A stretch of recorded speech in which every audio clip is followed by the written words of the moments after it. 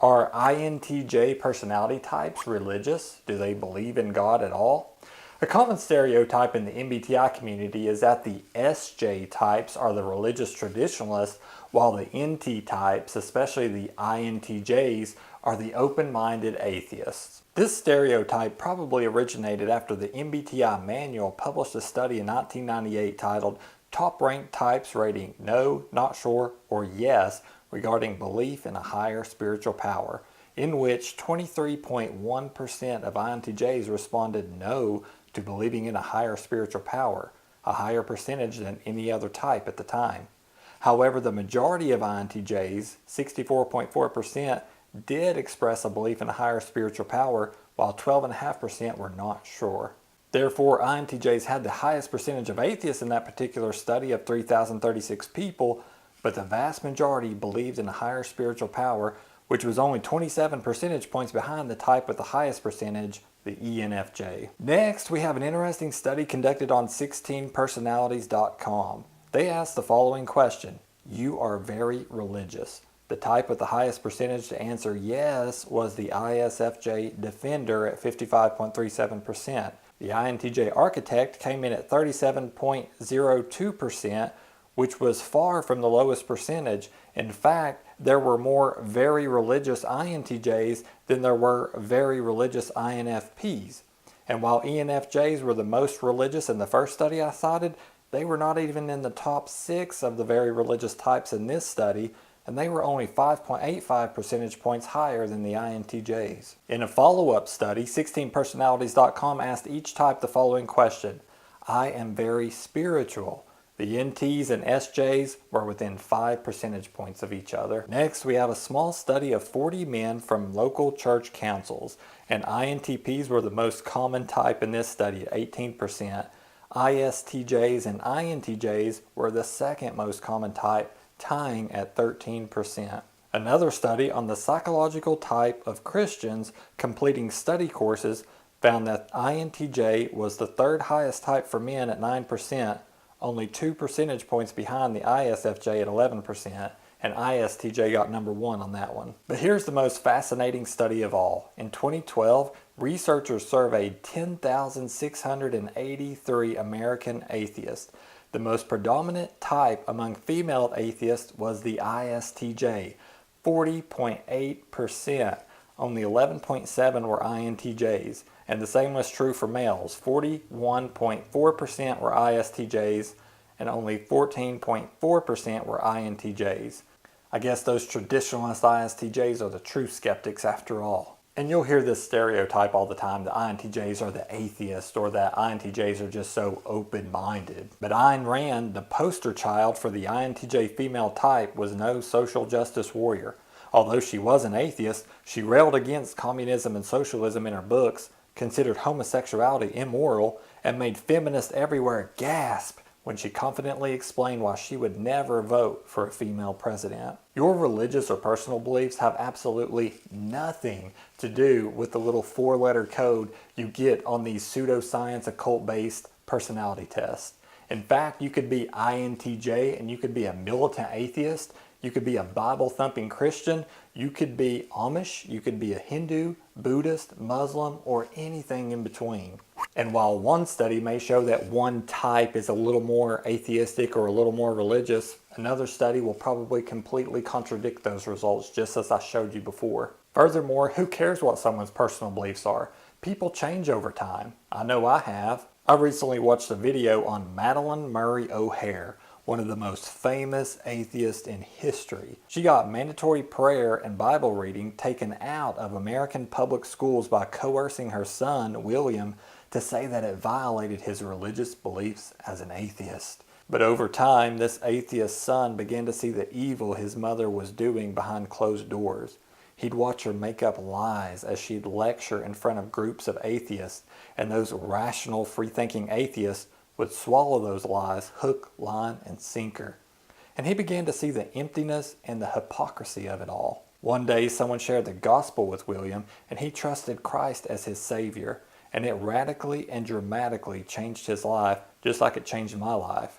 And in 1980, he came out as an evangelical Christian. Madeline was furious. She said, quote, "One could call this a postnatal abortion on the part of a mother, I guess. I repudiate him entirely and completely for now and all times. He is beyond human forgiveness." He detailed his story in his book, My Life Without God, and that boy who helped get prayer taken out of public schools went on to become the chairman for the Religious Freedom Coalition, an organization that seeks to preserve Christian values in America while supporting persecuted Christians around the world. William never reconciled with his mother. A former worker from Madeline's American Atheist organization later murdered her in cold blood. Her murder was featured in the hit show Forensic Files, Season 7, Episode 10. Now, don't ever get the idea that all atheists are these nasty, mean people like Madeline O'Hare was, because the fact is many are actually very nice and respectful. I've had some on my channel throughout the years who sent me really nice messages, would encourage me, and never tried to poke fun or mock me or anything like that. However, someone did leave a comment about me on another YouTube channel recently, writing, quote, "What INTJ you know believes in the Bible? I've only met one in my life who I dated for 2.5 years while in the military, and I'm pretty sure he was agnostic or atheist." Well, it's hard to argue with her incredible sample size, but I'll name a few. Typologists claim Isaac Newton, the father of science, was an INTJ. He formulated the laws of motion and universal gravitation, developed calculus, and contributed to many other fields. He wrote more on the Bible than he did on science. In fact, he even kept lists of his sins. He even performed calculations and thought the world could end around year 2060 and said, quote, "About the time of the end, a body of men will be raised up who will turn their attention to the prophecies and insist on their literal interpretation in the midst of much clamor and opposition." Martin Luther, the famous theologian, is also typed as an INTJ. C.S. Lewis, no relation to C.S. Joseph, is frequently listed as an INTJ. Tom Rainer, the CEO of Christian Lifeway Resources, and Leslie J. Francis is an INTJ who publishes many articles through MBTI's own organization. So those are a few examples of some religious INTJs, but back to the YouTube comment. She also wrote, quote, "INTJs tend to be pretty nonconformist to things that are widely accepted by culture but can't be argued rationally or proven empirically, and they are pretty unapologetic about it." Oh, you mean like how I'm unapologetically nonconformist about MBTI, which is widely accepted in culture but has no empirical evidence for the cognitive functions and has been called pseudoscience for decades by rational scientists? Psychometric specialist Robert Hogan wrote, quote, "Most personality psychologists regard the MBTI as little more than an elaborate Chinese fortune cookie." Psychologist Jordan Peterson called it archaic and invalid. The atheists at rationalwiki.com aren't too crazy about it either, writing that, quote, "Though the MBTI is popular in schools and businesses, it's disfavored by many in the psychological community for its low reliability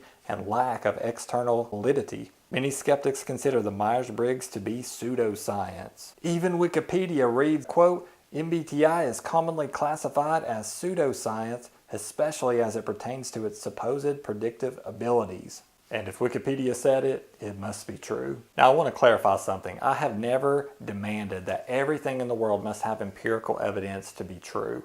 But there is a difference between science and religion. Religion addresses questions that are beyond the reach of science, such as, why are we here? What is the meaning of life? What happens after we die? But science seeks to understand the way the natural world works through testable explanations and predictions. MBTI and other typologists claim they're using the scientific method or that their model is scientifically valid and reliable. Therefore, they should be held to the standards of science. The problem is that people treat MBTI like a religion while treating religion like a science. This person claims the Bible has contradictions, and I've been through all of them and can find a reasonable, rational explanation for any apparent contradiction. But she doesn't have a real problem with contradictions. Jung changed his type at least 2 to 3 times. In 1998, MBTI said INTJs have FE in the tertiary position. Now they say we have FI. Typologists have changed the personality types of celebrities more than I've changed my underwear. And I'll have you know that I'm a very hygienic man. Skeptics also reject the Bible for its supernatural claims, or that they claim it has some unscientific things about it. But they have absolutely no problem with Jung getting the basis of his psychology from a supernatural spirit guide named Philemon, which Jung himself demanded was a ghostly entity.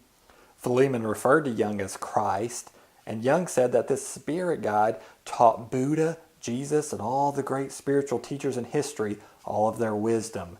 In fact, Jung said that when Philemon appeared to him, he could have become the next great prophet, but instead he opted to teach psychology to the world. Now, I know many of you have different religious beliefs, or you're not religious at all, and I understand that. But when you pretend like you're some rational, free-thinking atheist INTJ, and you mock other people's religion, while at the same time believe in this Jungian garbage, you remind me of a woman I heard about recently who went to a psychiatrist's office, and she had a fried egg on her head and a raw strip of bacon over each ear.